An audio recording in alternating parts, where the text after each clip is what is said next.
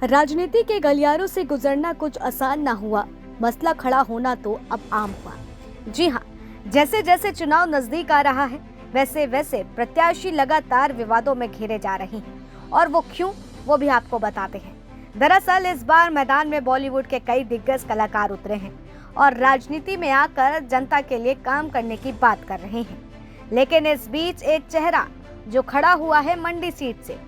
मंडी seat का नाम लेते ही आप जान गए होंगे कि हम किसकी बात कर रहे हैं।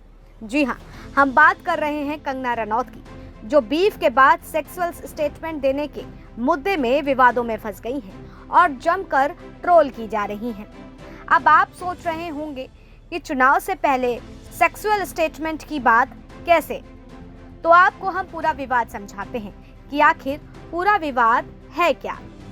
दरअसल इस वक्त कंगना का एक बयान है जो जमकर वायरल हो रहा है, जिसमें कंगना कहती नजर आ रही हैं कि मुझे लगता है कि पेरेंट्स को इस बात को लेकर सहज होना चाहिए कि उनके बच्चों का सेक्सुअल पार्टनर है और बच्चों को रिस्पॉन्सिबल सेक्स करना चाहिए।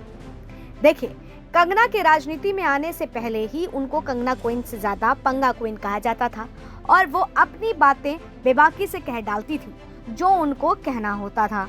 इतना कुछ बोलने के बाद भी कंगना यहाँ नहीं रुकती, बल्कि कंगना आगे कहती हैं, बच्चों को रिस्पॉन्सिबल सेक्स करना चाहिए और प्रोटेक्शन का इस्तेमाल करना चाहिए। मोनोगामी अहम है, पार्टनर्स बदलना ठीक नहीं। इसको लेकर एक बहुत ही गहरा विज्ञान है जो आपको बताता है कि आपको एक से ज्यादा पार्टनर्स क्यों नहीं रखने चाहिए, आपको अपनी एनर्जी और अपने चक्रों को क्यों नहीं बिगाड़ना चाहिए। अब यह बयान मानो कंगना के गले का फांस बन गया है, क्योंकि विपक्ष हो या जनता, हर कोई कंगना के साथ साथ बीजेपी के उसूलों और संस्कारों के साथ उनकी संस्कृति की बात कर रहा है कि आखिर इतनी संस्कारों की बात करने वाली बीजेपी अब चुप क्यों है। हालांकि यह बयान बहुत पुराना है और अब इस बयान को वायरल कर विपक्ष जमकर निशाना साधता हुआ नजर आ रहा है। वहीं बताते चलें कि यह बयान कंगना ने एक इंटरव्यू के दौरान पूछे गए प्री मैरिटल सेक्स के सवाल पर अपना जवाब दिया था, तो वहीं इसे लेकर अभी तक कंगना का कोई भी जवाब सामने नहीं आया है।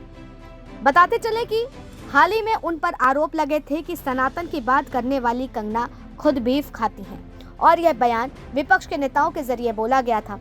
इसको लेकर कंगना ने ट्वीट भी किया और अपना जवाब देते हुए विपक्ष को खरी खोटी भी सुनाई।